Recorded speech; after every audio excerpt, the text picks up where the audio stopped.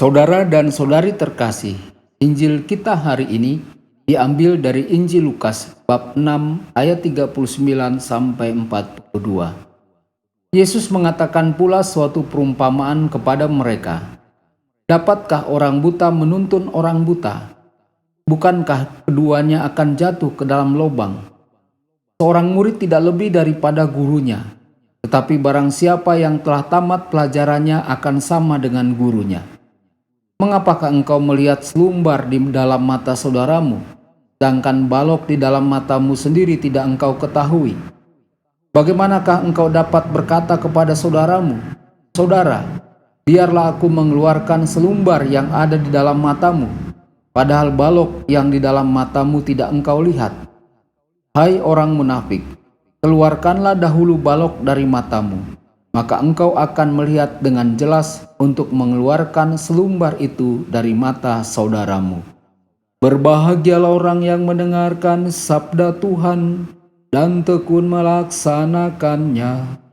Sabdamu adalah jalan, kebenaran dan hidup kami.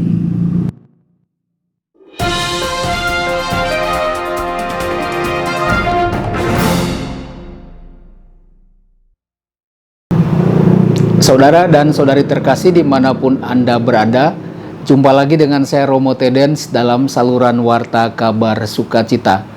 Semoga Anda semua tetap dalam keadaan sehat dan berbahagia. Saudara dan saudari, Injil kita hari ini diambil dari Injil Lukas bab 6 ayat 39 sampai 42. Injil hari ini memberi kita beberapa bagian dari wacana yang Yesus nyatakan di dataran setelah menghabiskan sepanjang malam dengan doa dalam Lukas bab 6 ayat 12. Dan setelah Yesus memanggil 12 orang untuk menjadi rasul-rasulnya dalam Lukas bab 6 ayat 13 sampai 14.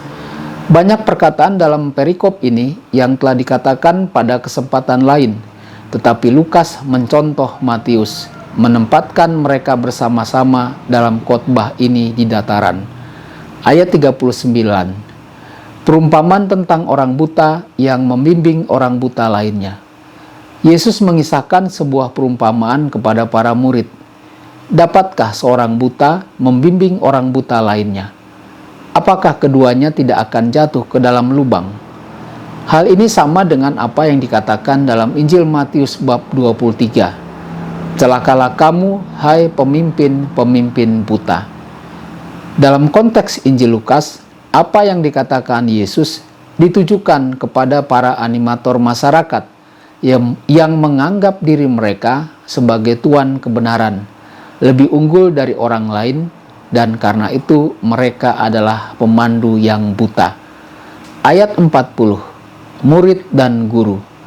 Murid tidak lebih besar dari guru, tetapi murid yang dipersiapkan dengan baik akan menjadi seperti guru. Yesus adalah Tuhan, bukan seorang profesor. Seorang profesor mengajar mata pelajaran di kelas, tetapi seorang profesor tidak tinggal bersama para murid. Tuhan Yesus tidak mengajarkan pelajaran. Tuhan Yesus tinggal dengan para murid. Materi pelajarannya adalah dirinya sendiri, kesaksian hidupnya, dan cara hidupnya menjalani hal-hal yang dia ajarkan. Hidup bersama dengan Tuhan memiliki 3 aspek. Aspek pertama, guru adalah model atau teladan yang harus ditiru. Yang kedua, murid tidak hanya merenungkan dan meniru, tetapi murid berkomitmen ikut Tuhan Yesus. Misalnya seperti yang dikatakan dalam Injil Lukas bab 22 ayat 28. Kamulah yang tetap tinggal bersama-sama dengan aku dalam segala pencobaan yang aku alami. Juga dalam Injil Matius bab 10 ayat 24 sampai 25. Seorang murid tidak lebih daripada gurunya atau seorang hamba dari tuannya.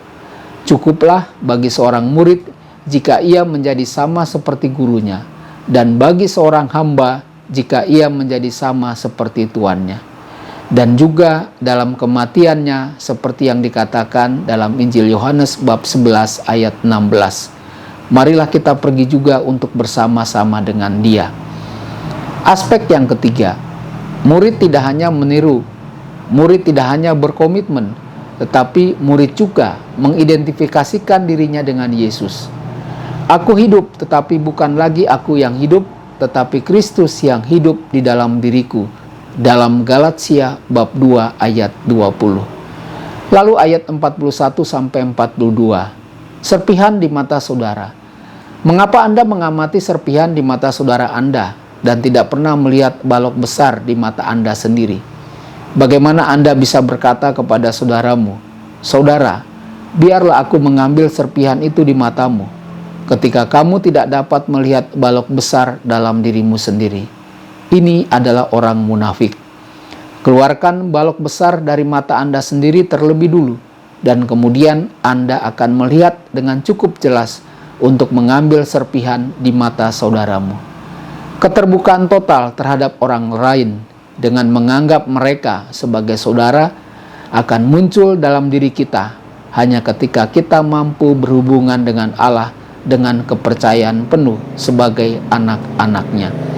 Saudara dan saudari terkasih, refleksi pribadi bagi kita. Bagaimana saya berhubungan dengan sesama saya, mulai dalam keluarga saya, juga dalam pekerjaan saya, dan dalam relasi saya dengan rekan-rekan saya. Tuhan memberkati Anda semua.